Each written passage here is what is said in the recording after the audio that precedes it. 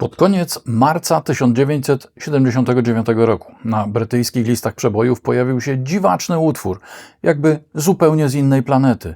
Śpiewał w nim i w bardzo nietypowy sposób grał na gitarze lekko łysiejący gość, którego wizerunek był dość odległy od tego, który zwykliśmy przypisywać gwiazdom muzyki pop czy rock. 6 lat później ten sam zespół był już jedną z największych na świecie gwiazd muzyki, mając amerykański numer 1 z płytą Brothers in Arms oraz regularnie puszczany w MTV teledysk zaczynający się jak gra komputerowa. Zapraszam na dekonstrukcję utworu Money for Nothing.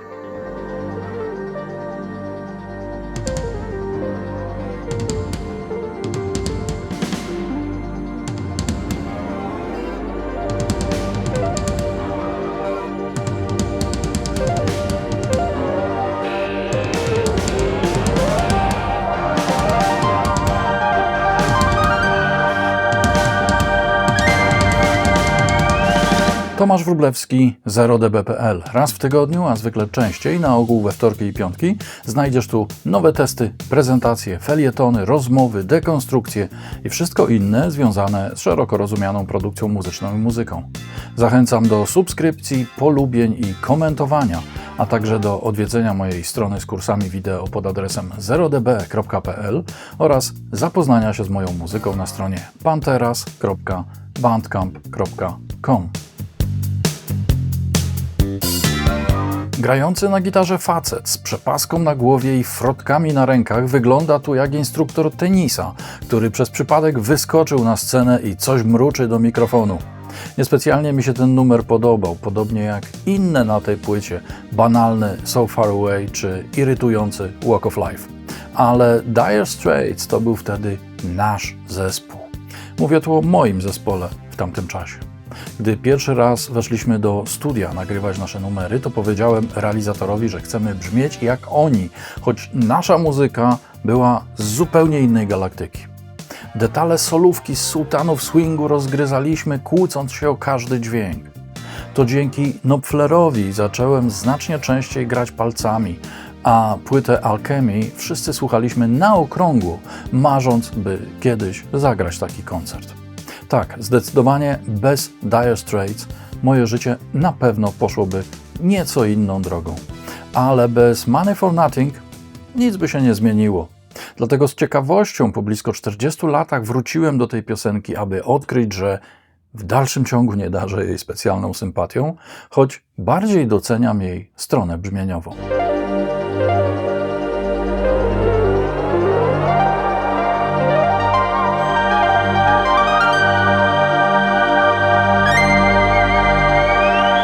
Jest w niej szereg intrygujących elementów, jak na przykład partie syntezatorów, które z wielką przyjemnością wyciągałem na światło dzienne.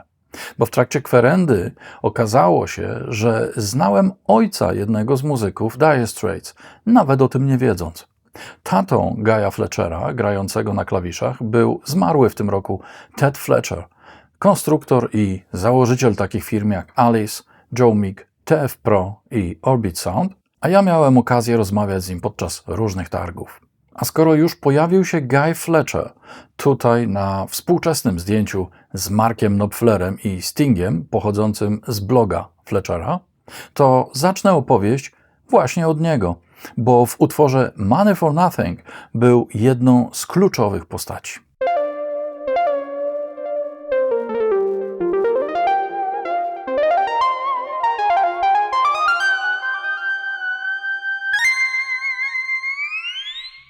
Jego pierwsze spotkanie z Markiem Knopflerem miało miejsce w 1983 roku, kiedy to z nowiuteńkim syntezatorem Yamaha DX7 pod pachą pojawił się w jego domu. Jako sesyjny pianista Guy był jednym z pierwszych i bardzo nielicznych muzyków potrafiącym programować instrumenty oparte na syntezie FM. A ponieważ Mark właśnie kupił system New England Digital Synclavier, w znacznej mierze oparty na modulacji częstotliwości, potrzebował kogoś, kto się na tym zna. Wspólne godziny spędzone na zgłębianiu tajemnic FM zaowocowały stworzeniem muzyki do filmów Cal oraz Comfort and Joy. Zaraz potem Guy dołączył do Dire Straits, który to zespół właśnie rozpoczynał próby do sesji nad swoim nowym, 5. albumem studyjnym Brothers in Arms. Współpraca Fletchera z Knopflerem nie zakończyła się na tym albumie. Oprócz gry w Dire Straits, Guy wziął udział w nagrywaniu solowych płyt Marka Golden Head, Sailing to Philadelphia, Ragpicker's Dream, Shangri-La, Kill to Get Crimson, Get Lucky, Tracker, Down the Road Wherever oraz muzyki filmowej i do wielu innych projektów. Guy Fletcher współpracował też z takimi artystami jak Tina Turner, Mick Jagger, Aztec Camera i wielu innych. Wciąż tworzy i nagrywa w swoim domowym studiu oraz londyńskim studiu Marka Knopflera British Grove w Chiswick. Dire Straits w 1984 roku byli u szczytu swojej popularności, a sam Knopfler stał się rozchwytywanym autorem, producentem oraz instrumentalistą, mającym kręćka na punkcie jakości nagrań i nowych technologii. Do pracy nad nowym albumem zespół ponownie zaprosił amerykańskiego realizatora Nila Dorfmana, z którym nagrał poprzedni album Love Over Gold, a który wcześniej nagrywał płyty takich wykonawców jak Bruce Springsteen, Diana Ross, Bob Marley czy Phil Lynott, a także z Markiem Knopflerem muzykę do filmu Kal. Panowie mieli podobne spojrzenie na muzykę oraz jej produkcję, cały czas poszukując czegoś nowego i oryginalnego. Dorfman był akurat w trakcie nagrywania nowego materiału z grupą Def Leppard, który później stał się przełomową dla tego zespołu płytą Hysteria. W ciągu 3 miesięcy spędzonych w Holandii nagrano jedynie bas i bębny do 7 utworów, więc zapowiadała się znacznie większa robota. Dlatego produkcją Def Leppard zajął się Matt Lange, a Neil zabrał się za Dire Straits. Próby zaczęto jesienią 1984 roku, a na miejsce nagrań wybrano należące do George'a Martina studio Air na wyspie Montserrat oraz nowojorskie Power Station. Neil zawsze chciał nagrywać w Air, gdzie stała jedna z najlepiej brzmiących, jego zdaniem, konsolet Neve 8078. Prawdziwy cud analogowej techniki Pro Audio. Szybko jednak okazało się, że poza tą konsoletą i rajskim otoczeniem niewiele rzeczy tam się zgadzało. Pomieszczenie do nagrywania było małe. W zasadzie nie nagrywano żadnych wersji demo, grając numery na żywo. Knopfler na gitarze, John Isley na basie, Terry Williams na bębnach, Alan Clark na fortepianie i Hammondzie, a Guy Fletcher na syntezatorach. Wszystko to musiało się zmieścić w pomieszczeniu o wymiarach 6 na 8 metrów. Jak powiedział Dorfman, opchnęliśmy tam wszystkich, nagrywając co najmniej 3 lub 4 muzykami przy każdym utworze, stawiając różne przegrody akustyczne z ekranów i koców, a syntezatory ustawiając w reżyserni. Powodem wyjazdu na Montserrat było to, że to świetne miejsce do spędzania czasu i panowała tam bardzo swobodna atmosfera, dzięki czemu można było skupić się na pracy. A konsoleta była tak dobra, że wszystko, co przez nią przepuszczałeś, brzmiało doskonale. Jednak nie dawało się tam pracować z wykorzystaniem akustyki pomieszczenia. To było studio utrzymane w stylistyce lat 70., która opierała się na bardzo bliskim omikrofonowaniu. Bazowała na suchych ścieżkach, które następnie kreowano przestrzennie z użyciem sztucznych pogłosów oraz intensywnego miksu. Nie było więc miejsca na eksperymenty z brzmieniem wnętrza, kompilowaniem kilku zestawów mikrofonów i wszystkim tym, co daje oddychającą, ambientową treść. W pomieszczeniu głównym znalazły się jedynie bębny i wzmacniacze gitarowe Knopflera. Wzmacniacz basowy, kolumnę Leslie dla organów Hammonda oraz fortepian, także grające na tej płycie, ulokowano w odizolowanych klitkach o żadnej akustyce. Mark Knopfler napisał tekst do Money for Nothing pod wpływem swojej wizyty w sklepie AGD w Nowym Jorku z rzędami pralek, mikrofalówek i kolorowych telewizorów, na których ekranach leciało MTV. Wiele fraz, które pojawiły się potem w tekście piosenki, to sentencje wypowiedziane przez pracownika sklepu, którego Knopfler raczył był nazwać wielkim Jasiem sześciopakiem, a który podczas targania pudeł z zaplecza nie przebierał w słowach, komentując to, co działo się na ekranach. Mark nieco wygładził niektóre z wypowiedzi, bo wielu potencjalnym słuchaczom mogłyby się wydawać wulgarne. Choć, jak sam stwierdził, wciąż myśli o tym, aby nagrać, choćby tylko dla siebie, wersję z oryginalnym, soczystym słownictwem. Sam utwór podczas prób przybierał różne formy, na samym początku brzmiąc prawie jak Led Zeppelin. W jednej z wersji zaczynał się od razu od legendarnego riffu gitary. Knopfler mocno inspirował się wówczas tym, co grali ZZ Top. Ostatecznie jednak nagrano zupełnie inny początek, którego autorem był Guy Fletcher. Postanowił on osadzić całe intro na śpiewanej przez Stinga frazie I want my MTV, jako żywo przypominającej refren z utworu Don't Stand So Close to Me grupy Police. A skąd Sting w Money for Nothing? Od czasu, gdy nagrywał w tym studiu wraz z Police album Synchronicity, o czym opowiadałem w dekonstrukcji utworu Every Breath You Take, lubił czasem wpadać na Montserrat, żeby posurfować i złapać trochę słońca. Akurat trafił na sesję Dire Straits i gdy chłopcy zagrali mu Money for Nothing, stwierdził: no skubańce, znowu to zrobiliście. Knopfler nieśmiało zasugerował, że skoro tak mu się podobało, to może dorzuci coś od siebie. I dorzucił. To zainspirowało Fletchera do zrobienia małego podkładu arpeggio z użyciem sekwencera w syntezatorze Synclavier. Wtedy Dorfman uznał, że warto całość rozbudować. Doszły kolejne syntezatory i pojawił się pomysł, by dograć też bębny, a całość stopniowo narastała. Pozostawiono więc 5 kotłów i werbel, a Terry zaczął grać różne przejścia, aż do kulminacji, w której wchodzi sam Knopfler. Ale to nie Williams obsługuje bębny w całym utworze, podobnie jak w kilku innych na płycie. Neil Dorfman uznał, że w tych warunkach i w takiej stylistyce to, co gra Terry, nieszczególnie mu pasuje.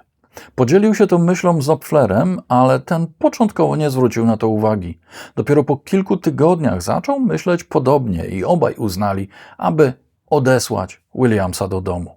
Na zastępstwo początkowo brani byli pod uwagę Andy Newmark z Roxy Music, a nawet jazzman Peter Erskine, ale wybór padł na Omara Hakima, wszechstronnego nowojorskiego perkusistę, który wtedy występował w koncertowym składzie Stinga. Omar obskoczył wszystkie utwory na płycie w 2 dni, a Dorfman ujął to tak: to było jak dzień do nocy, a numery zaczęły od razu brzmieć jak prawdziwe nagranie.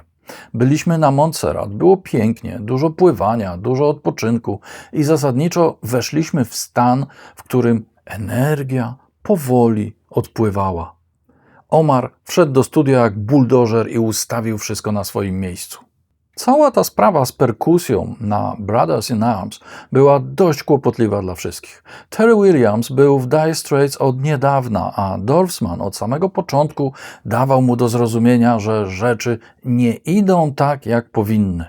Wiele lat później Neil gęsto się z tego tłumaczył. Dla mnie płyta brzmiała bardziej jak demo i to naprawdę do mnie dotarło, kiedy próbowaliśmy nagrać utwór Ride Across the River. Nie sądzę, żeby Terry czuł ten rytm.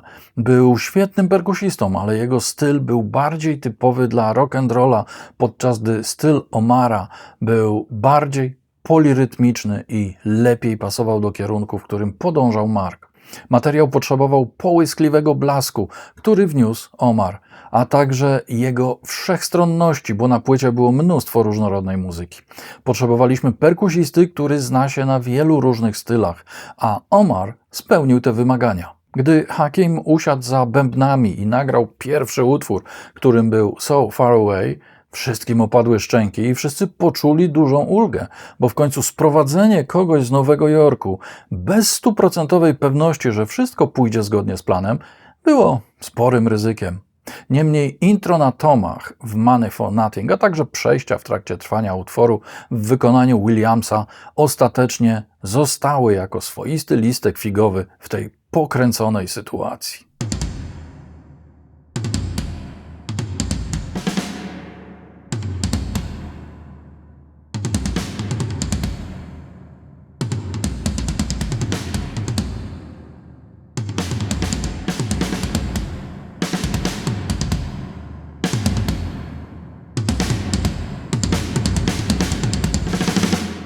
Omar gra prosto, stanowczo i energicznie, ale z dużą finezją w symbolicznych przejściach, z których żadne nie brzmi tak samo.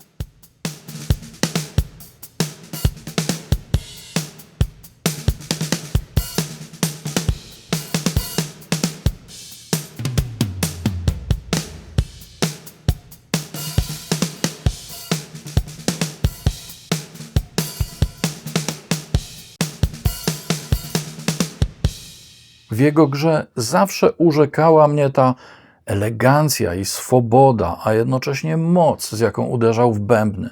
Jest jednym z niewielu perkusistów, którzy potrafią skończyć przejście bez uderzenia blachy crash i z wyprzedzającym uderzeniem stopy, aby zostawić miejsce na raz innym instrumentom. Na przykład tutaj charakterystycznemu dźwiękowi syntezatora.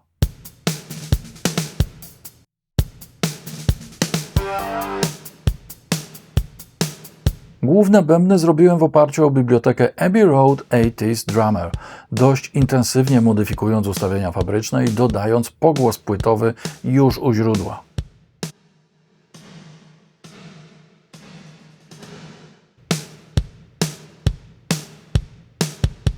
W oryginale omikrofonowanie było typowe. Electro Voice RE20 i AKG D12 na stopie, SM57 oraz C451 na werblu, 3451 jako mikrofony nadgłowne i do hi-hatu, odsunięta para Neumann U87 dla złapania jakiegokolwiek ambientu i MD421 na tomach. Gitara basowa, na której grał John Isley, nagrywana była mikrofonem Neumann FET47 ze wzmacniacza stojącego w osłoniętym rogu studia oraz bezpośrednio w linie. Mamy tu typowy dla tego muzyka pochód doskonale znany od czasów sułtanów swingu. Równy, miarowy i bez niespodzianek.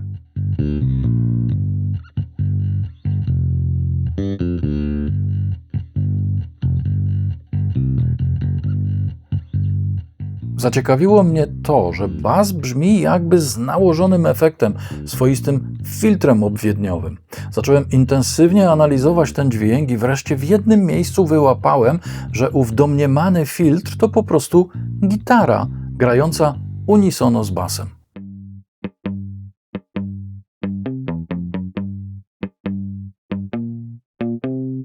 Niby nic wielkiego, ale posłuchajcie, jak zmienia to motorykę całej sekcji rytmicznej.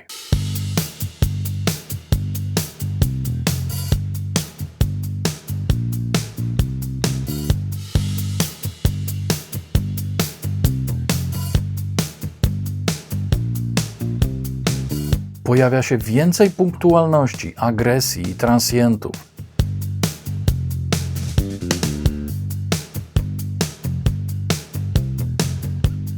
Może w całości tego aż tak wyraźnie nie słychać, ale bez tej gitary utwór z pewnością brzmiałby inaczej. Do nagrań użyłem tutaj mojego basu Peavey T20, mającego mniej więcej tyle samo lat co ten utwór, oraz gitary Les Paul Standard, w obu przypadkach z emulacjami Guitar Rig, wzmacniacza Ampeg z mikrofonem 47 FET na basie oraz Vox AC30 na gitarze. Natychmiast rozpoznawalnym elementem Money for Nothing jest ta gitara. To są tak naprawdę dwie gitary, z których każda gra w swoim kanale stereo, grając w większości przypadków unisono, a czasami rozchodząc się na boki.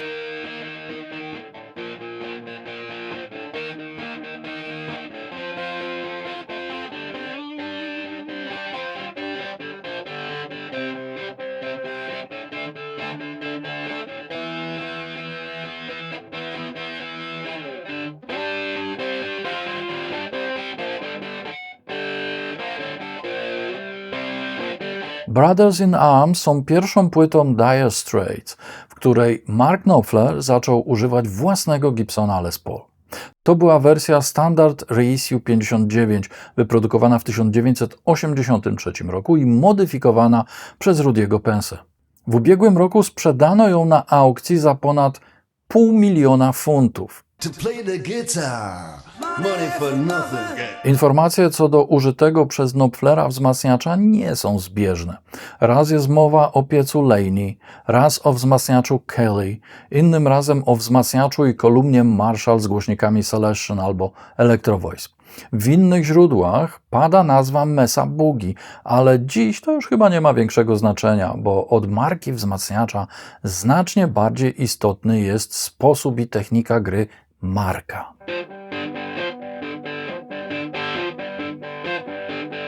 Riff nie jest trudny do zagrania dla kogoś, kto gra palcami. Jest tam wprawdzie kilka fikołków z hammeringiem i rytmicznym uderzeniem kciuka techniką znaną jako clawhammer.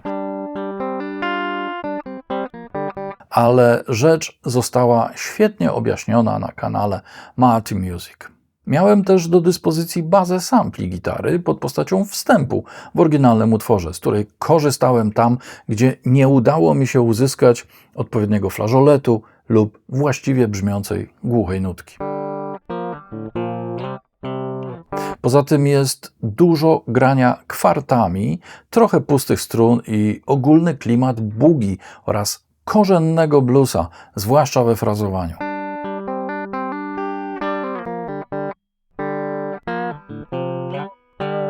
Żeby to poprawnie zagrać, trzeba przełamać pewne klasyczne rockowe schematy, głównie w akcentach.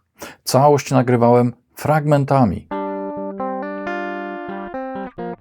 Musiałem też od razu użyć wzmacniacza z mocnym przesterem, bo na sucho i na słuchawkach to jest trudne do zagrania. A potem dobór odpowiedniej emulacji, klonowanie barwy z użyciem FabFilter Pro Q4, szlifowanie detali i wstawianie próbek w tych miejscach, gdzie to było konieczne.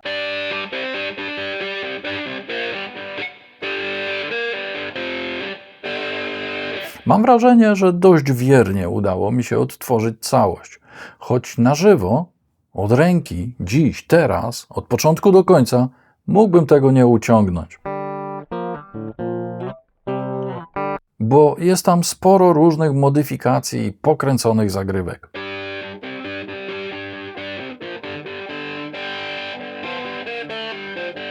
Brzmienie gitary w oryginale powstało zupełnie przez przypadek. Zaczęto ustawiać mikrofony do wzmacniacza, na którym grał Mark, siedzący w pomieszczeniu realizatora, gdy nagle pojawiło się to brzmienie i Ron Eve, technik obsługujący gitary Knopflera, zaczął krzyczeć przez kanał komunikacyjny, by nic nie ruszać, bo jest fantastycznie.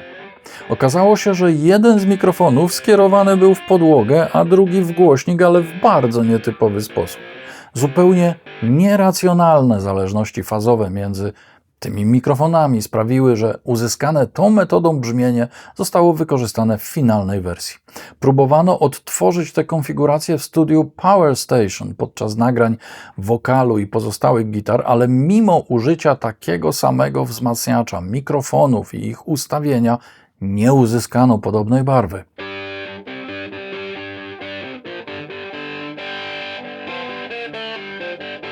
I choć to gitara stanowi o brzmieniu całego utworu, to duże piętno na nim odcisnęły instrumenty klawiszowe. We wstępie mamy synklawiera z zaprogramowaną partią arpeggio. Instrument, jakim dysponował wówczas Mark, z którego korzystał Guy Fletcher, nie miał jeszcze funkcji samplingu, a jedynie sekcję syntezy, z której wykorzystano dwie partie,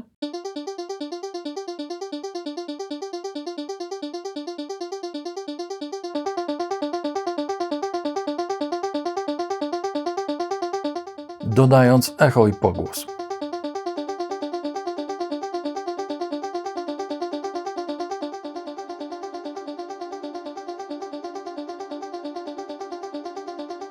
Wykorzystując możliwość podziału klawiatury na oddzielne partie, z kolejnych 4 ukręcono takie oto syntetyczne, nisko brzmiące smyczki.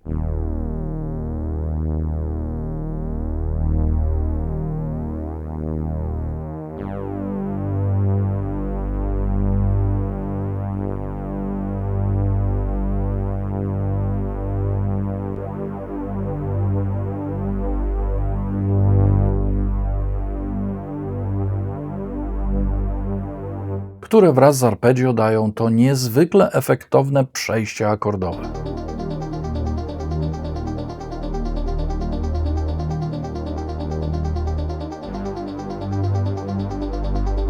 Tutaj dodatkowo podkreślone nastrojowym padem z emulatora.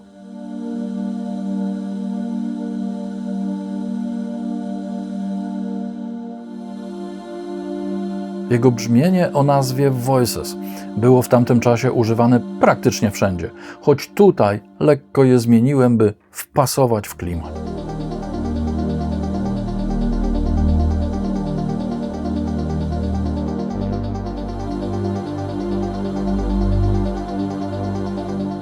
Już same te 3 barwy robią robotę, ale Guy uznał, że potrzebuje czegoś jeszcze, co przedłuży głos Stinga śpiewającego, że chce swojej muzycznej telewizji. I tym czymś są takie oto fleciki, które zrobiłem na Jupiterze.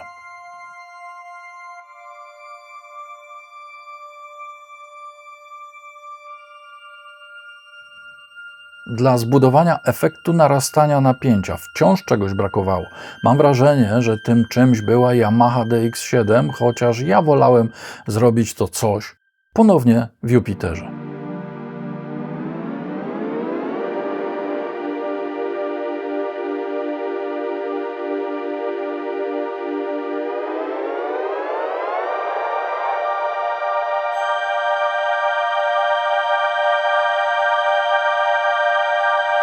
I wreszcie melodyjka wstępu.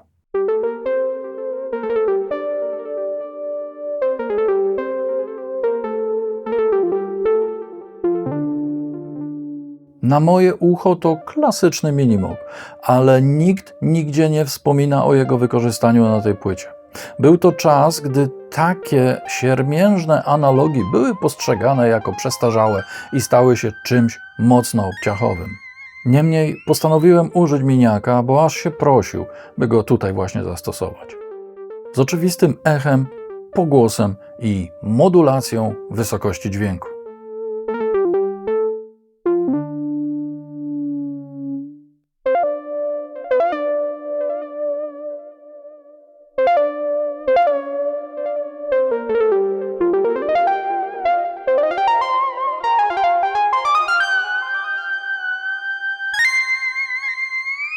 Wszystko to plus akcenty z DX7, do których jeszcze wrócę, bębny Williamsa i mała gitarowa wstawka zrobiły jedną z najbardziej sugestywnych partii intro, jakie można było usłyszeć w latach 80.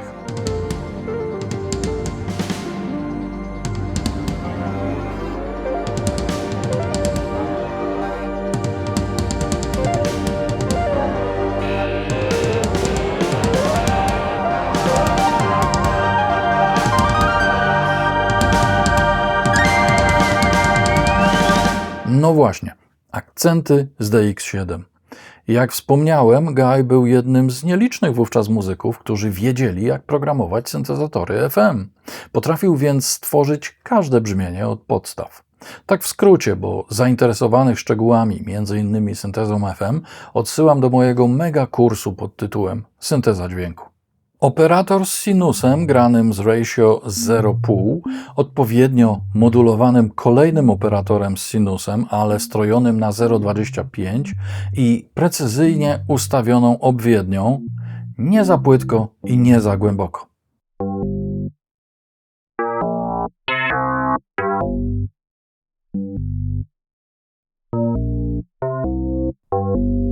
Ten z kolei modulowany sygnałem z operatora wytwarzającego sinus z 7 harmoniczną dla nadania drapieżności.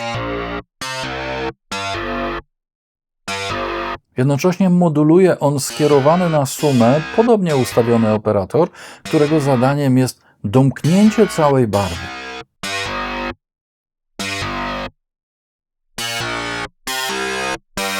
Do tego przesterowanie, korekcja i pogłos.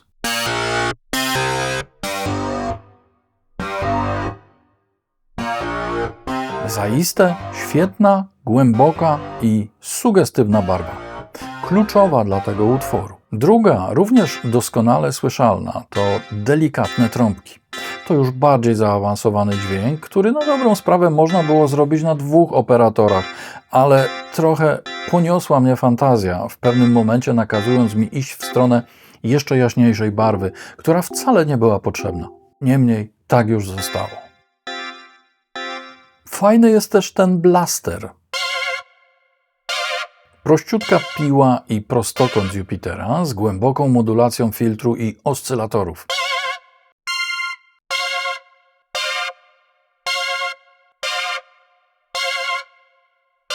Wszystkie 3 świetnie sprawdzają się jako swoiste combo bazujące na ich sekwencji.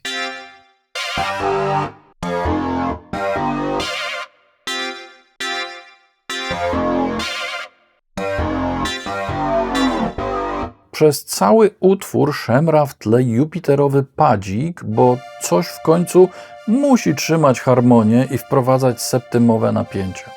W refrenach podkład wspierany jest przez organopodobny dźwięk syntetyczny, tak lubiany przez Dire Straits i chętnie przez nich używany.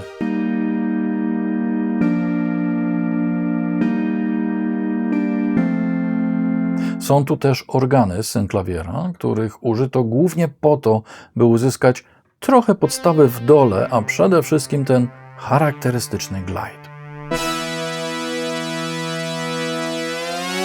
Najważniejszym elementem brzmienia wokalu Marka Knopflera w tym i pozostałych utworach na płycie Brothers in Arms jest odpowiednio duża liczba wypalonych przez niego papierosów. Dorsman starał się go odwieźć od tego zgubnego nałogu, przynajmniej wtedy, gdy Mark kładł wokale, ale ten typ już tak miał.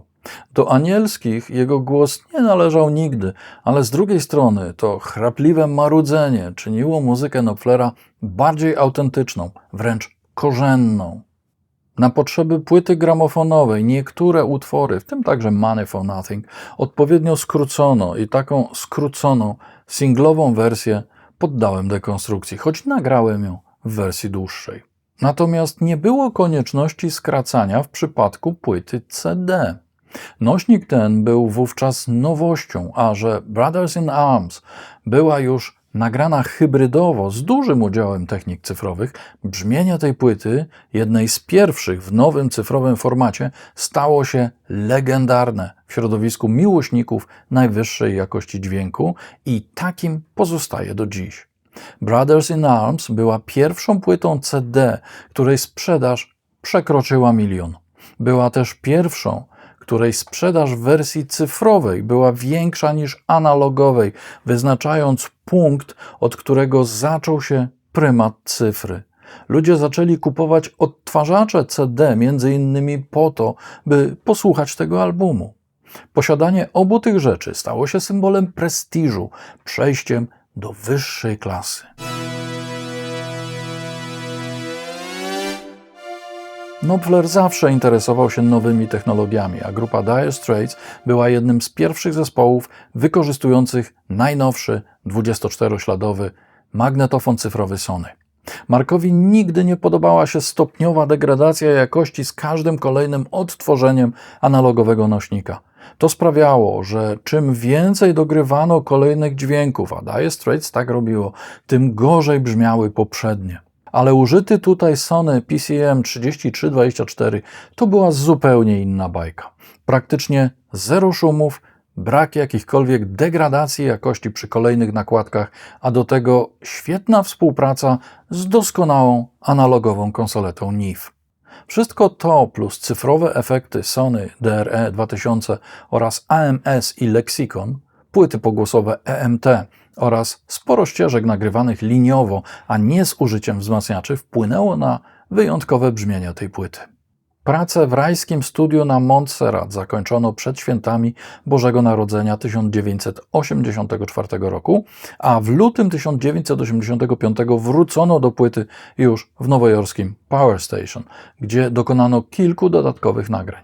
Ostateczny miks realizowano przez 6 dni w studiu Air w Londynie na konsolecie SSL z serii G oraz, uwaga audiofile, z użyciem zamkniętych, jednogłośnikowych kolumienek Oraton, których współczesne kopie mam w swoim studiu i nie zawahałem się ich wykorzystać.